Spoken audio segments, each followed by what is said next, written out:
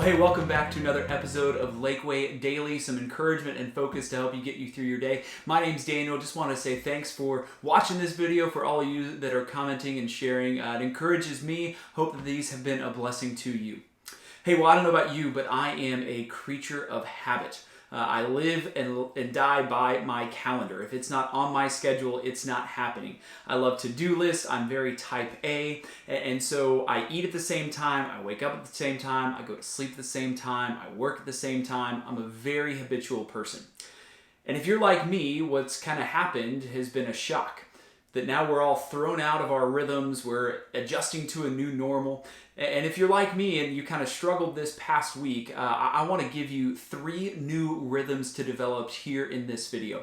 They're ones that I'm trying to develop, that our family's trying to develop, and I think they're going to be really helpful for you going forward when this is the new normal. When many of us are working from home, we're teaching our kids from home. If you're a student, you're learning from home. Everything's happening from home, and these 3 rhythms I think are going to really help you to get through.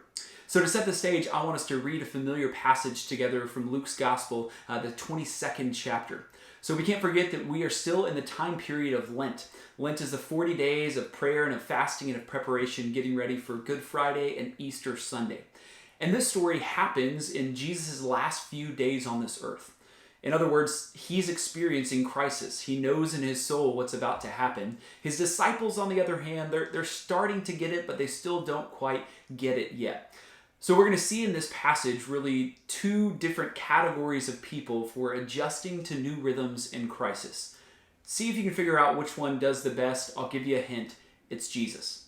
Luke chapter 22, and we will read verses 39 on. It says this: Jesus went out as usual. As usual. That's a habit.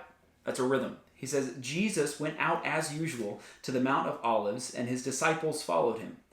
On reaching the place, he said to them, "Pray that you will not fall into temptation."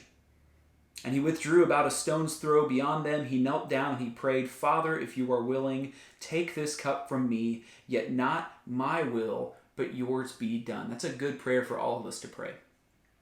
An angel from heaven appeared to him and strengthened him.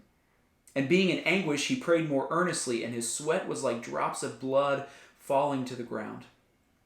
And when he rose from prayer, he went back to his disciples, and he found them, and were they praying? No. He found them asleep, exhausted from sorrow. "Why are you sleeping?" he asked them. "Get up and pray so that you will not fall into temptation."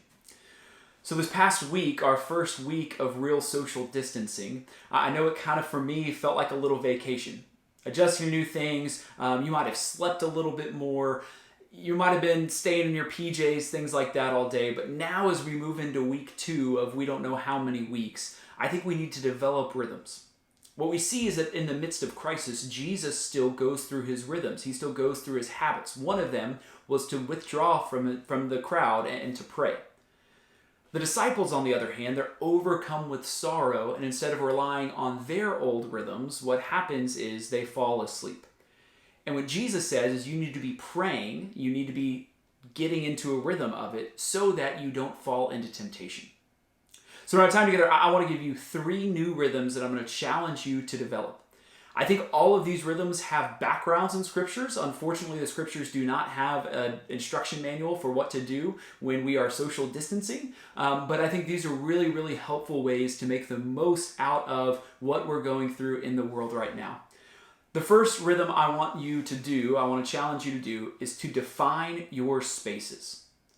Define your spaces. So as I mentioned, many of us are working from home. We're adjusting to being at-home workers. We're adjusting to being homeschool teachers. If you're a college student, you're adjusting to not going to class, for those of you who actually went to class, but now you're staying at home and doing everything from home. And a temptation that we can really fall easily into is to do everything from bed.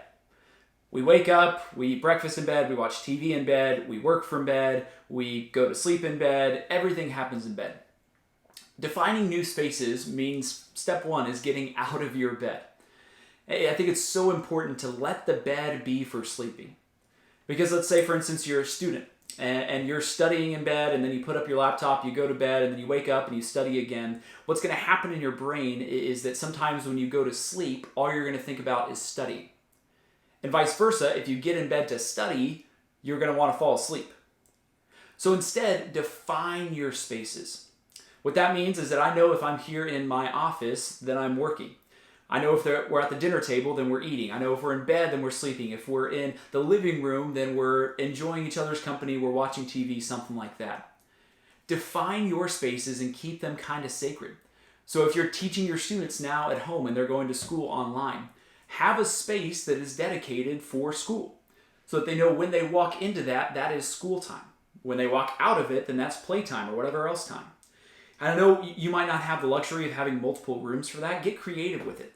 If you need to put tape on the bottom of your living room floor and say this corner is the school corner, that's a great thing to do. If you need to tape off one side of your kitchen table and say this is my home office for the next few weeks, do that. Just help your brain train it to when you go into a particular space, you know what you're doing in that space. I think an important corollary of that is to dress appropriately. So again, this past week was kind of like vacation. I know my girls stayed in pajamas all day long. I did a couple of days too.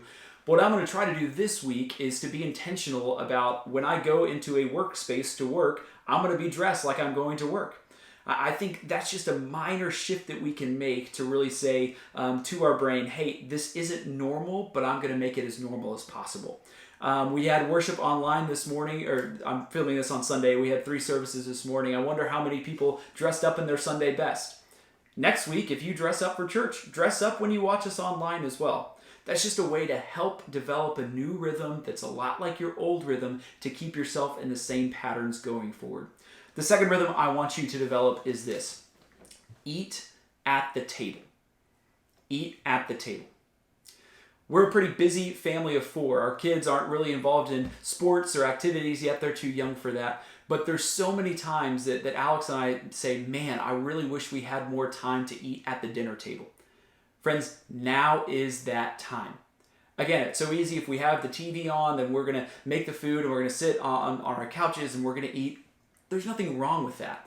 But I'm going to challenge you to use this time to eat at the dinner table, to put devices away, to look in each other's eyes, to go around and maybe say the best part of the day and the worst part of the day.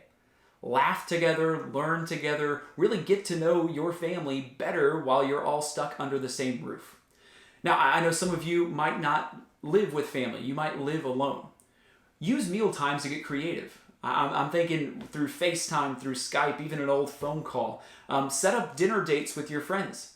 Say, hey, I'm going to eat dinner at 6:30. I'd love to have a conversation with you at that time. And then develop that rhythm over and over and over again. We can reclaim the meal times to be what they're supposed to be. Not just a time of physical nourishment, but a time of spiritual and a time of social nourishment as well. That's the second new rhythm, is to eat at the table. Third is this. Practice radical hospitality. Practice radical hospitality. We are called to be a hospitable people as Christians. And so my wife, Alex, has been doing an incredible job of this. She's been making bags with different colors and markers and colored pencils and then coloring sheets. And she's been bringing activities and just dropping them at the doorstep of some of our friends. Anytime our group of friends, one of us goes out to the store, we send a text, hey, who needs what? So a couple of days ago, we had some fresh bagels and cream cheese show up at our front door. A few days before that, we hadn't had fresh veggies in about 10 days, and friends just brought us bags and dropped them at our front door. That's practicing radical hospitality. We have an opportunity in this moment to be the church that God calls us to be. That now that we have time to not just think about ourselves, but think of others, to get creative about ways that we can love our friends, love our families, and love our neighbors well. Hey, I want to make sure that these videos stay relevant and exciting to you. So if you have any suggestions of a video that you would like to see, I'll encourage you to drop them in the comments or email me or reach out to me. I'd love to teach and to preach what you want to hear so that you can keep coming back and keep getting encouraged and keep being focused by these videos. Thanks for stopping by. Love y'all. Be safe and God bless.